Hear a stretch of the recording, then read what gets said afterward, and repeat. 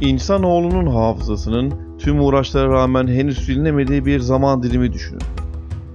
Göğün ve yerin sırlarını kapsayan tüm kadim bilginin insanoğlunun yaşantısında yer bulduğu ve bu bilgilerin olağan karşılandığı bir zaman dilimi. Yıldızlardaki hayatın hakikatinden, yer kabuğunun içerisinde, yerin altında yaşayan kavimlere kadar tüm varlıkların bilgisinin insanlığı şaşırtmadığı ve genel geçer kabul gördüğü çağlar. Bu kadim çağlar, yaşanılan dönemin özelliklerine göre çeşitli isimlerle adlandırılmıştır. Kadim Türk bilgeliği bu çağları dönemin uluların isimleriyle anmıştır. Evet sevgili seyirciler, bu videoda günümüz dünyasını yöneten çok önemli bir konseyin bilgisini sizlere sunacağım. Daha önce hiçbir yerde bahsedilmeyen ve videoyu izledikçe nutkunuzun tutulacağı bir konsey. Kafanızdaki taşların tek tek yerine oturacağı bir video izleyeceksiniz. Keyifli seyirler diliyorum.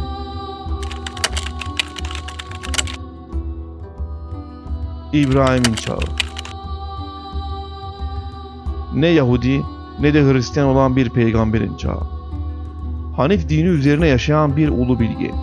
Yaşadığı zaman diliminin çarpıtılan hakikatlerinin doğrusuna şahit olmak için yüce yaratıcıya yakardı ve karşılığında tüm alemin sırlarına deruni aklıyla vakıf olduğuna şahit oldu. Şahitliğiyle beraber peygamberlik makamına nail oldu. Hz. İbrahim'e 10 adet sahife indirildi. 10 adet sayfede yazanların hepsi de son kitap Kur'an'da ayet olarak yer aldı. Bu ayetlerin hangileri olduğu son peygamber Hz. Muhammed'e sorulduğunda akla dayanan misallerdir dedi. Hz. İbrahim'in çağında kainatın sırlarının peşinde olan ve kuruluşunu ilk insanın yaratılışından bile daha evvele götüren çok güçlü bir yapılanma vardı. İlk insanın sırları ile birlikte yaratılmasından Hz. İbrahim'e kadar gelinen süreçte bu yapılanma evren ve insanoğluna ait en önemli iki sırrın peşine düşmüştü. Düşmüştü ancak yüce yaratıcı evren ve insana ait bu iki önemli sırrı ilk insandan bu yana peygamberlerine emanet ediyordu. İsmini bile bilmediğimiz yaratıcının vahyini temsil eden birçok elçi bu sırları öğrenip kavminin ulu insanlarını bunların bir kısmına emanet etmişti. İşte İbrahim peygamber de yaratıcının bu emanetini edilen elçilerindendi. Hz. İbrahim ölülerin nasıl diriltildiğini 4 güzel kuş üzerinden açık seçik görmüş ve bellemişti.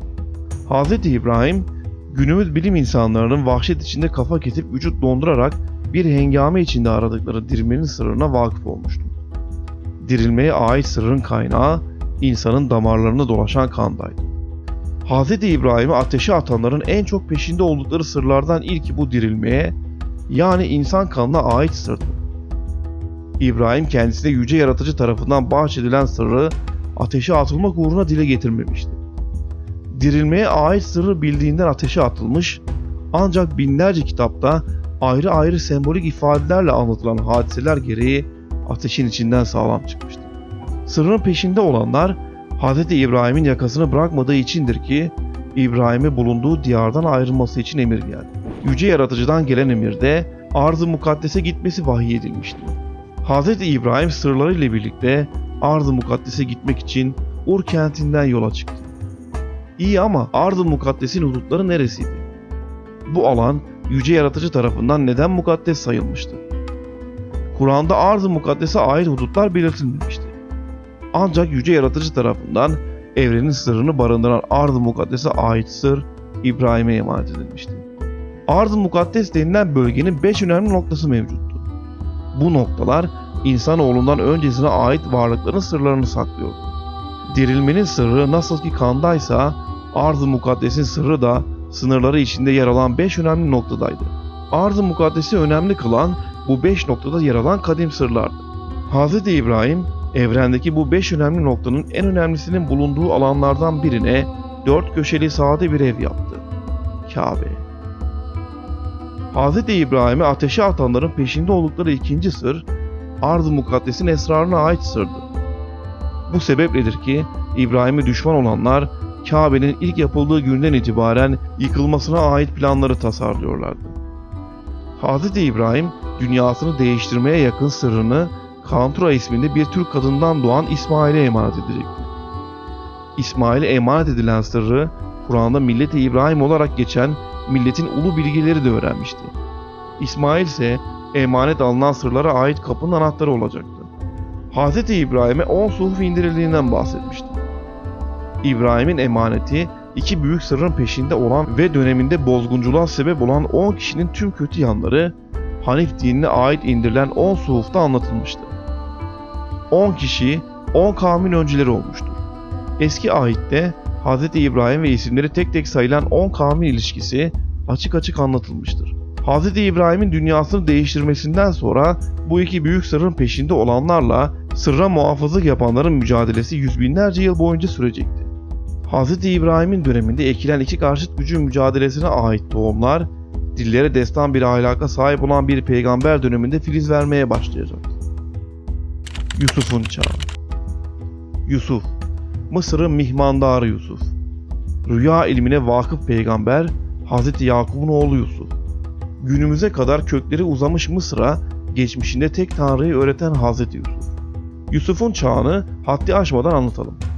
Rüyasında 11 yıldız, güneş ve ayı kendisine secde ederken gördüğünde korkarak babası Hz. Yakup'a koşmuş ve konuyu anlatmıştı. Rüya ilminin piri olan babası ona rüyasını kimseye anlatmaması konusunda uyarmıştı. Uyarmıştı ancak her salih rüya gibi bu rüyanın da bir imtihanı olacaktı. Hz. İbrahim'in çağında millet-i İbrahim'in ulularına ve oğlu İsmail'e emanet edilen sırlar bu kez Hz. Yusuf'ta can bulacaktı. Yusuf gördüğü rüyanın imtihanına tabi tutulma sürecinde yüce yaratıcı tarafından dirilmenin ve arz-ı mukaddesin sırlarına vakıf edilecekti.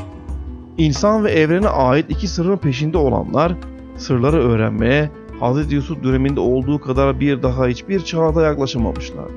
Çünkü bu kez sırrın peşinde olanlar sırrın muhafızlarına kan bağı vasıtasıyla yani peygambere kan bağı ile yakınlık kurarak sırları elde etmeyi denemişlerdi. Hz. Yusuf ve daha sonra doğacak kardeşi Bünyamin öz kardeşler. Ancak diğer 10 kardeşi ise Hz. Yusuf'un baba bir olan üvey kardeşleriydi. Hz. Yusuf'un rüyasının imtihanı işte bu 10 kardeşi vasıtasıyla olacaktı.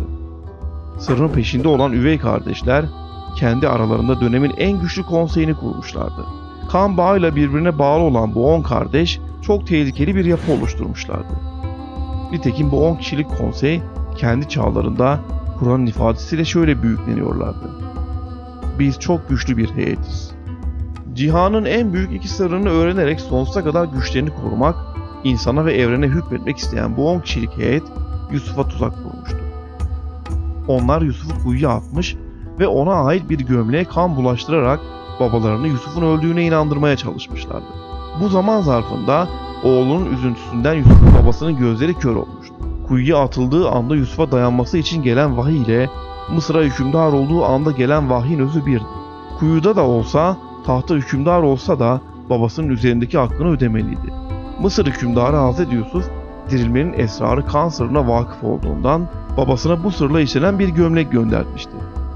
Oğlundan gelen gömleği gözüne süren Hz. Yakup'un gözlerindeki perde kalkmıştı.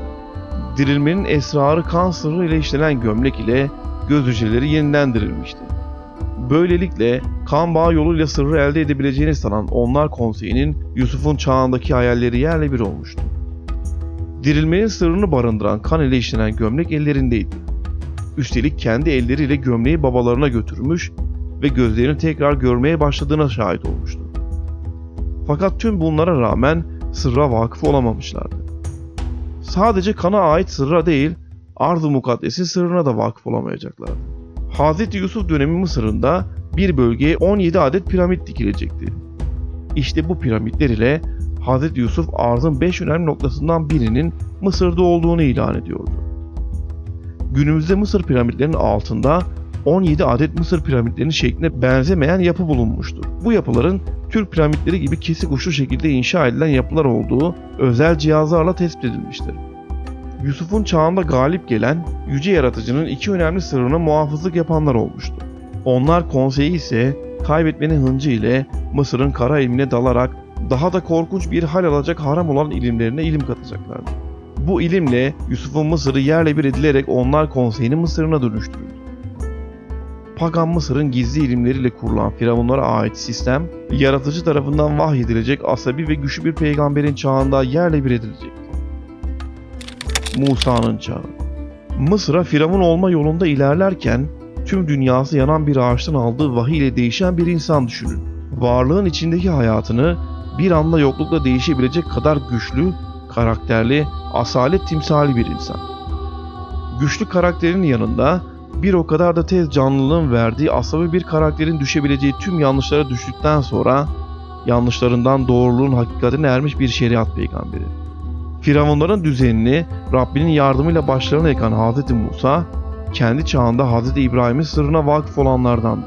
Hz. Yusuf döneminde onun tarafından ulu bilgelere emanet edilen sırları öğrenmişti Hz. Musa. Hz. Musa, kavmini Mısır'dan çıkaracak ve Firavun'un düzenini Mısır'ın dışından tehlike yaratacaktı. Ancak bilindiğinin aksine Musa, her ne kadar Firavun'dan kaçsa da Firavun'u var eden zihniyeti tam yanında taşımıştı. Musa'nın Mısır dışına çıkardığı 12 kavimden 10 tanesi Firavun zihniyetini içselleştiren kavimlerdi. Bu kavimler Hz. Yusuf'un döneminden kalma kan bağıyla birbirine bağlı 10 kişilik konseyden türeyen kavimlerdi. Zamanla bu 10 kavmin başına çeşitli kutsal ve paganistik ritüelleri içeren törenlerle 10 lider atandı. 10 kavmin yönetimi babadan oğula bir liderlikle değil, kan bilimi, ölüm ritüelleri ve günümüzde geomansi olarak çok az bir kısmı bilinen ilim dalında kendini en çok yetiştiren kişilerin seçimiyle sağlanıyor. Hz. Musa, Firavun'a karşı verdiği savaşı kazanacaktı. Ancak Firavun zihniyetine karşı verdiği savaşın mücadelesinin kendisinden sonra devam edeceğinin farkındaydı. Çünkü bu zihniyete karşı verilen savaş, kıyamete kadar sürecek bir mücadelenin iz düşümüydü. Hz. Musa, kavmim dediği 12 kavimden 10 tanesi Firavun zihniyetinin temsilcileriydi. Bu 10 kavmin liderleri Hz. Musa'nın vefatına kadarki süreçte sürekli olarak ona karşı gelmişlerdi. Her söylediğine muhalefet etmişlerdi. Çünkü asıl olan sırrın peşindeydiler. Buldukları her fırsatta kanın ve kutsal belde Arz-ı Mukaddes'in sırlarını aşağılıkça ele geçirmeye çalışmışlardı. Kur'an ve eski ahit okunduğu takdirde 10 kavmin yakaladığı fırsatların izini sürülebilir olduğu görülecektir. Bu izleri sürelim. Hz. Musa, Rabbinden aldığı vahiy ile Mısır'ın dışına taşıdığı 12 kavmi, Arz-ı Mukaddes'in sırrına ait 5 önemli noktadan biri olan Arz-ı Mevud denilen vaat edilmiş topraklara götürmek istemişti. Rabbinden gelen vahyi 12 kavmin lideriyle paylaştığında 2 lider hariç diğer 10 lider karşı çıkmıştı. 10 kavmin lideri vaat edilmiş topraklara gitmek istemediler. Bu yaşananların üstüne Hz. Musa, Hz. Harun ve kendisine uyan 2 kavim hariç fasık dediği kalan 10 kavimle aralarını ayırmasını istemiştir. Yaşanan hadise kutsal metinlerde şu şekilde anlatılacaktır. Rabbinden aldığı emirle 12 kavimden kutsal liderler seçildi. Seçilenler vaat edilmiş topraklara keşif amaçlı olarak gönderildi. Ancak aralarından 10 kişi bu topraklarda zorlu kavimlerin varlığını delil gösterdi ve Rabbin vahyine karşı durdu. Buna karşılıksa 40 yıl çölde Hz. Musa ile dolanmak mecburiyetinde kaldılar. Sadece zorlu kavimler var diye 40 yıl çölde dolanmayı hangi akıl kabul eder? Musa'nın çağındaki 10 kişilik konsey, Hz. Musa'dan Arz-ı Mukaddes'e ait toprakların sırrını istemişti. Ancak Hz. Musa ise onları Arz-ı Mukaddes'in bir bölümünü barındıran vaat edilmiş topraklara yönlendirince zorlu kavimler bahane gösterilerek Rabbin emrine karşı çıkılmıştı. Hz. Musa çağındaki onlar konseyinin Hz. Musa yaptıkları bununla da kalmadı. Hz. Musa Rabbi ile konuşmak için Tur Dağı'na çıktığında 40 gün dönmemişti. İşte bu süreç zarfında bu kez dirilmenin sırrının peşine düşülmüş ve bu uğurda Firavun zihniyetinin adetleri canlandırılmıştı. 10 kişilik konseyin en önemli isimlerinden biri altından bir buzağı yapmıştı. Hz. Musa Rabbi ile konuşmadan döndüğünde 2 kavim hariç 10 kavmi altından yapılan buzağıya taparken görmüştü. Altın eritilerek yapılan bu buzağı klasik bir heykel veya göz boyama ile yapılan böğürebilen bir heykel değildi. Nitekim altın buzağı ile ilgili Kur'an'da şu ifadelere yer verilmişti. Bundan sonra Musa Samiri'ye döndü. "Ya senin zorun neydi ey Samiri?" dedi. O da, "Ben onların görmediklerini gördüm. Zira o elçinin izinden bir avuç toprak alıp onu erimiş mücevheratın içine at. Bunu böyle nefsim bana hoş gösterdi." dedi.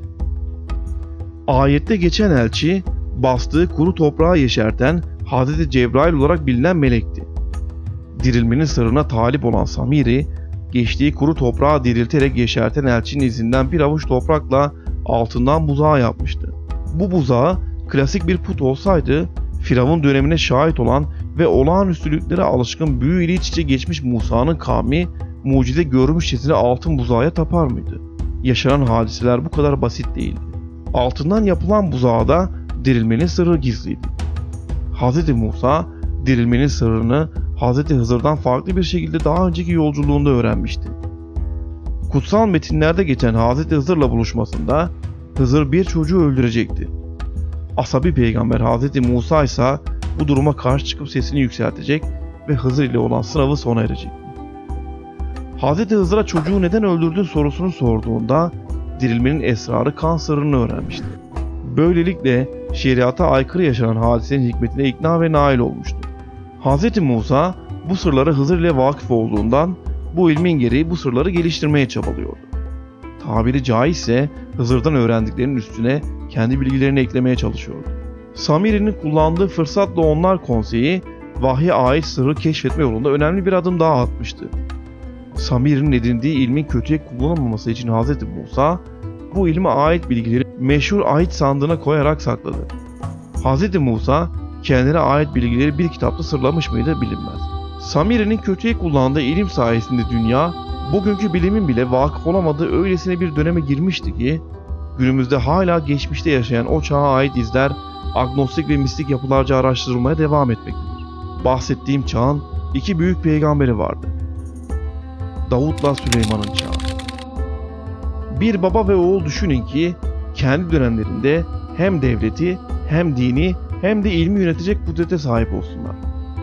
Bir baba ve oğul düşünün ki yüce yaratıcı tarafından verilen kudreti tek elde toplamalarına rağmen dik durup Firavun zihniyetinin kuyusuna düşmesinler. Bir baba ve oğul düşünün ki insandan önce yaratılan varlıklar dahil onların hükümdarlık dönemlerinde devlet kudretinin ne olduğunu öğrenmiş olsunlar. Davut ile Süleyman, Örs ile Çekiç. Onlar konseyinin tarihinde bu iki ulu peygamber dönemindeki kadar sessiz kalma zorunluluğu olmamıştır.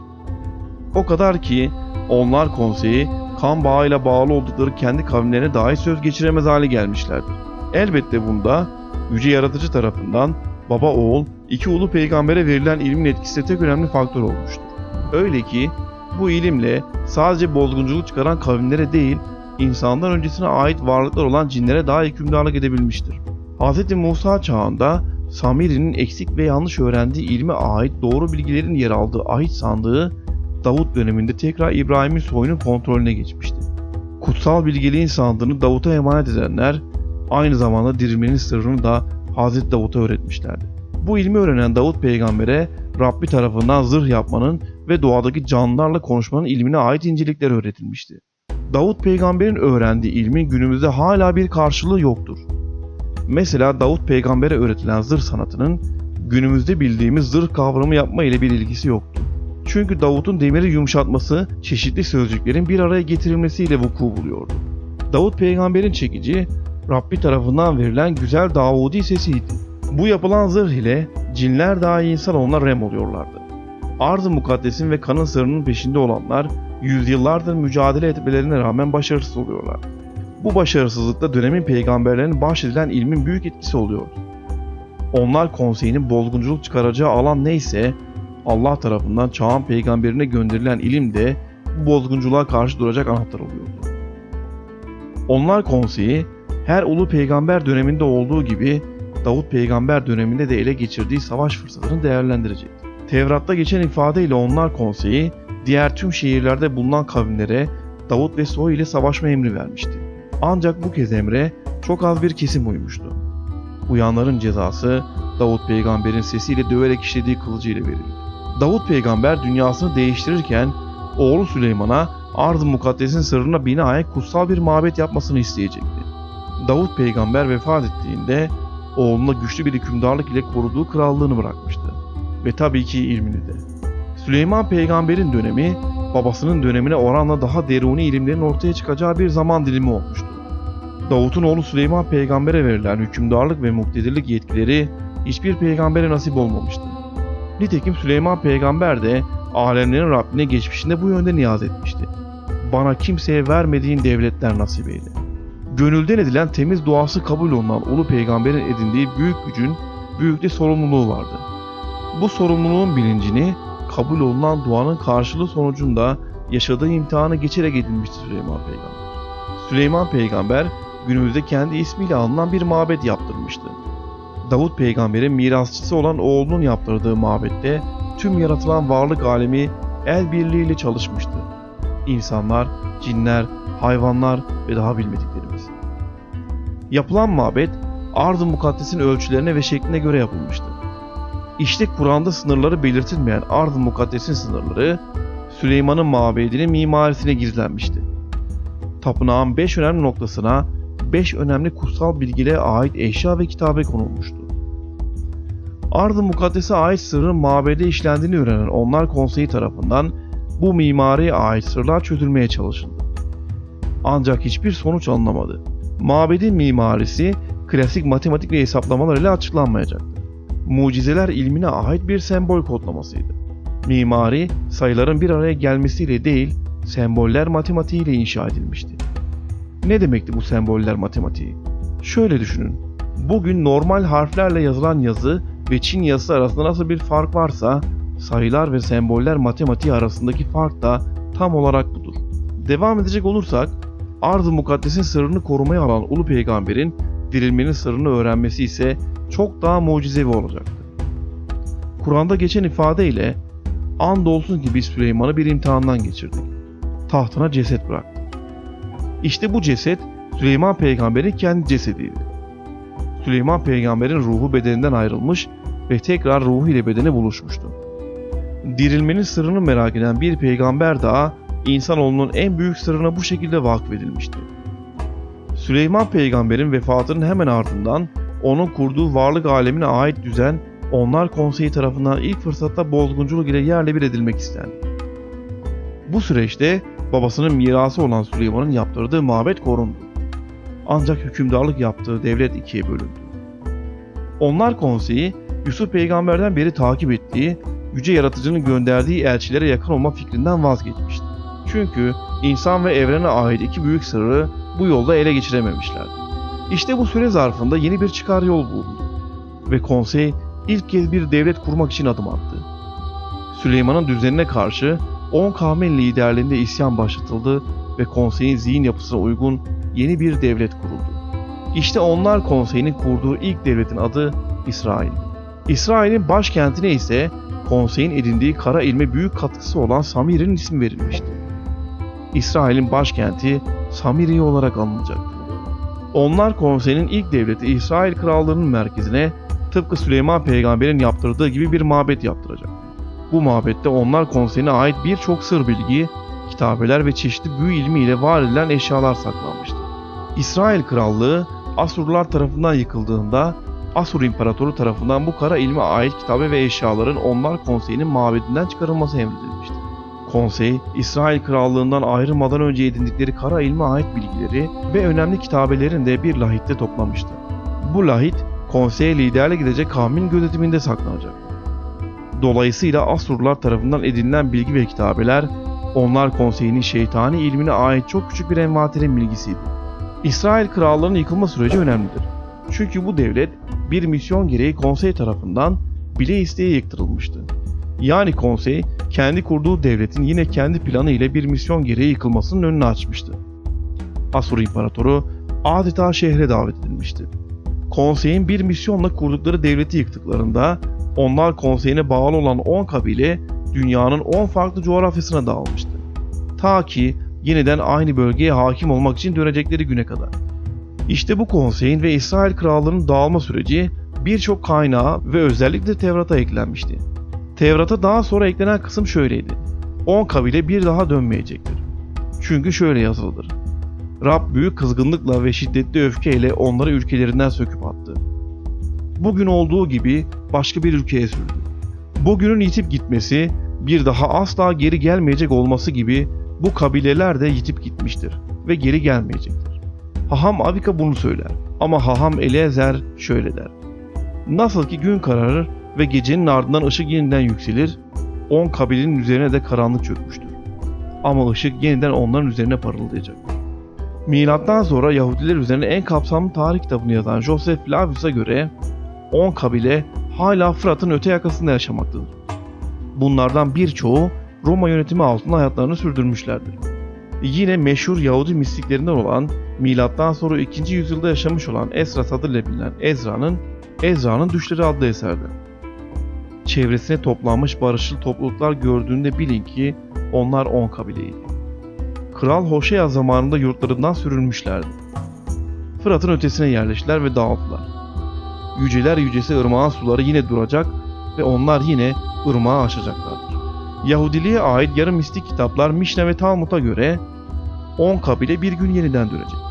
Onlar daha da güçlenerek dönecekler. Bu isimlere onlarca tarihçi ve mistiği katmak mümkündür. Ancak tüm bu isimlerin ortak yanı onlar konseyi ismiyle var olan ve yönettikleri 10 kabilenin soyu ile birlikte yeniden medeniyete yön vereceklerine inandıkları bir yapılanmadan bahsetmiş olmalarıdır. Kabala inancı ile birlikte onlar konseyinin başındaki ismin Mesih olacağı inancı işlemeye başlamıştır. Diğer 9 kişi tarafından gücü onaylanan 10. kişi ve soyu konseyin başına seçilecek ve Mesih olarak medeniyeti kötülükten kurtaracaktır. Onlar konseyinin gizini, yayıldıkları coğrafyalardaki devletlere nasıl etki ettiklerini kitabı satın alarak öğrenebilirsiniz. Ancak öncesinde zamanı gelmişken çok önemli bir tarihi sırrın esrar perdesini aralayalım. Konsey, dirilme ve ard-ı mukaddese ait sırrı ararken birçok karanlık denilecek ilme de vakıf olmuştu. Onlar konseyinin farklı coğrafyalara yayılmasının ardından bu ilme dair fısıltılar bile çeşitli mistik örgütlerin iştahını kabartmaya yetmiştir. Yüzyıllardır tapınak şövalyeleri ve diğer gizli tarikatların Süleyman Mabedi'nin peşinde olduğu bir propaganda aracı olarak dünya milletlerine fısıldanır. Oysa tapınakçıların öncesinde bile bu tip gizli cemiyetlerin peşinde oldukları mabet Süleyman'ın yaptırdığı mabet değildi. Onlar konseyi tarafından yapılan mabetti. Ancak bu sırrın üstünün kapatılması için Süleyman Mabedi yalanı ortaya atılarak tüm insanlık kandırılmıştır. Gerçekler gizlenmiştir. Düşünün, daha Süleyman Mabedi'nin inşa edildiği gün orada olan bir konsey, mabedi kendi zihinlerine aykırı geldiği için kabullenmiyor. Üstelik bu mabette yer alan ard-ı mukaddese ait sırrı da çözemediklerinde bölgeyi terk ediyorlar. Bu konseyin tekrar aynı mabedi yapma planı içerisinde olduğunu söylemek, gülünç ve tarihsel gerçeklere aykırı değil midir? Bu gerçeğin gizlenmesinde büyük bir sır yatmaktadır. Çünkü onlar konseyi tarafından ilk İsrail krallığında inşa edilen mabet, Mısır'da yer alan sivri uçlu piramitlerin şeklindeydi. Bu iki medeniyet arasında gizli bağın deşifre olmaması için gözler Süleyman Mabedi'ne çevrilmiştir. Konu çok uzun ve derin olduğundan biz şimdilik son cümlelerle videoyu noktalayalım. Onlar konseyi İsrail krallığını terk ettikten sonra dünyanın 10 farklı bölgesine dağılmış ve konsey dünyanın 10 farklı bölgesinde edindikleri kara ilim sayesinde bazı büyük devletleri ve bazı şehir devletlerinin etkisi altına almıştır. Günümüzde bunun etkileri çok güçlü bir şekilde hissedilmektedir. Bir sonraki videoda görüşmek dileğiyle.